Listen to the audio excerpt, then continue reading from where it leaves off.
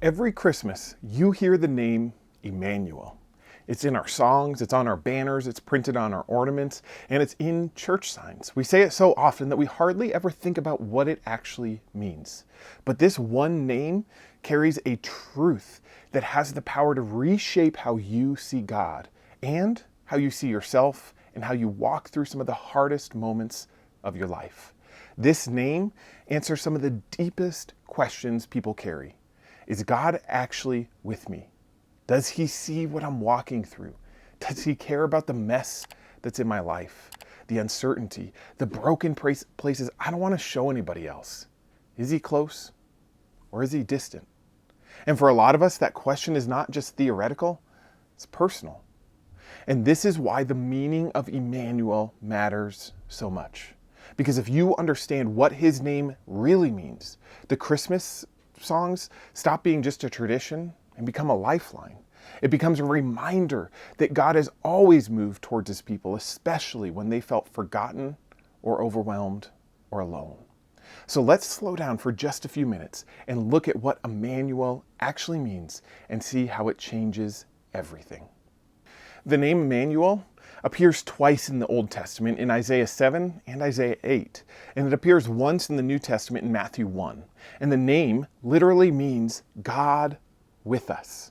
In the Old Testament, this name was given to a child as a sign that Judah would receive relief from the attacks by Syria and Israel. And the name symbolized that God was with them. He'd not forgotten about them. He was with them and he would deliver his people.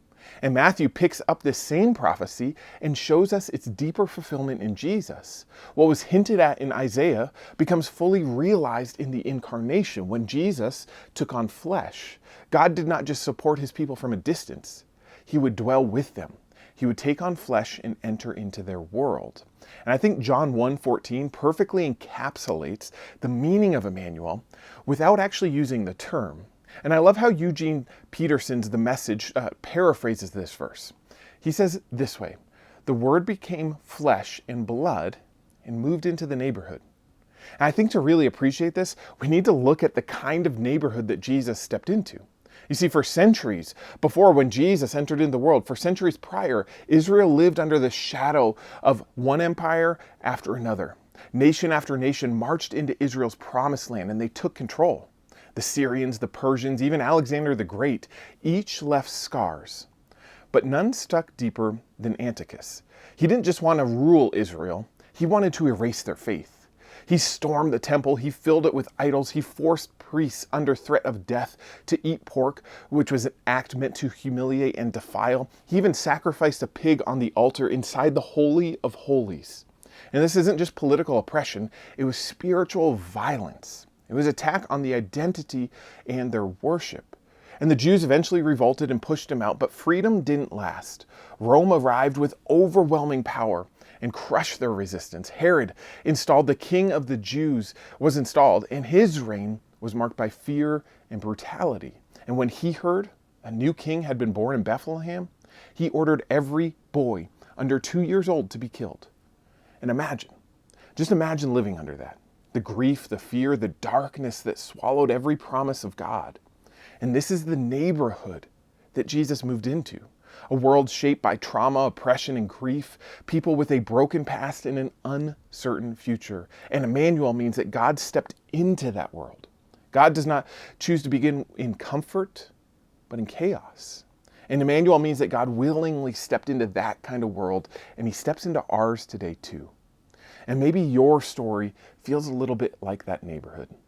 It's messy, it's heavy, it's full of things you didn't choose, but the promise of Immanuel is that God is not waiting for you to sort it all out before he comes to you.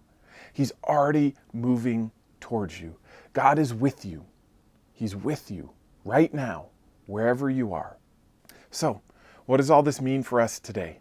If Immanuel is true, if God really did move into our neighborhoods that are marked with suffering and uncertainty, then it should change how we see him and how we live. This name is not just like a theoretical or theological idea. It's a lens for understanding God's heart and a guide for how we walk through our own lives. So here's a few ways that we can live out Immanuel in our lives. First, it teaches us that God understands.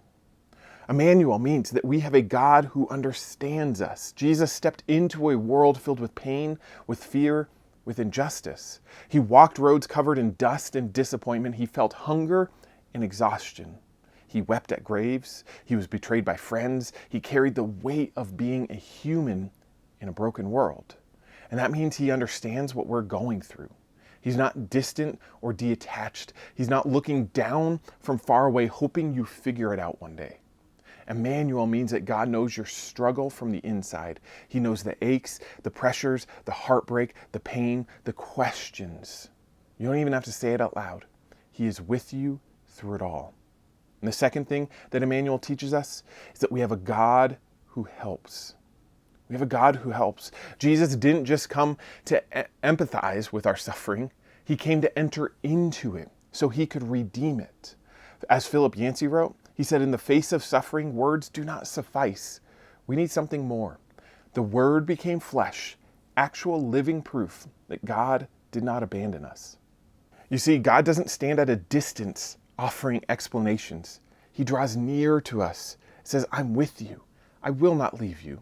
And one day all of this will be set right. But until that day, you do not walk through this valley, this pain alone. Immanuel means that God is taking the road with us, carrying what we cannot carry on our own. And the next thing that Immanuel teaches us is that it's a new way to live. If God moved towards us in our mess, then we are called to move towards others in theirs. Our world is full of people who feel unseen, who feel overwhelmed, people who are carrying more than they can handle. And we're not asked to fix it for them. We're not asked to solve their problems, but we are asked to move towards them. Even Jesus did not give every answer, but what he did give was himself. He gave presence, compassion, love. Often the only way others can see Immanuel is because of his followers. That means the way that you show up in somebody else's life might be the clearest picture of God they've ever seen. You see, Immanuel is both a promise and a calling. God is with us. Listen, God is with you. Wherever you are, whatever your circumstances, you're not alone because he's with you. And so therefore you can be with others. So when you hear the name Immanuel, I hope it hits you a little bit differently now.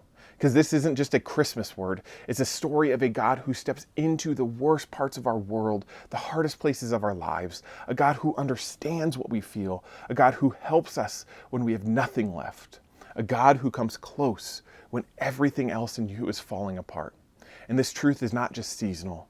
It's for every day of our lives. Immanuel means that God is with us in our pain, in our questions, in our joy, in the places where we're still waiting for healing. It means he's not forgotten us. He's not walked away. He's right beside us, even when we can't feel it. So wherever you find yourself today, remember that truth. Immanuel, God is with you.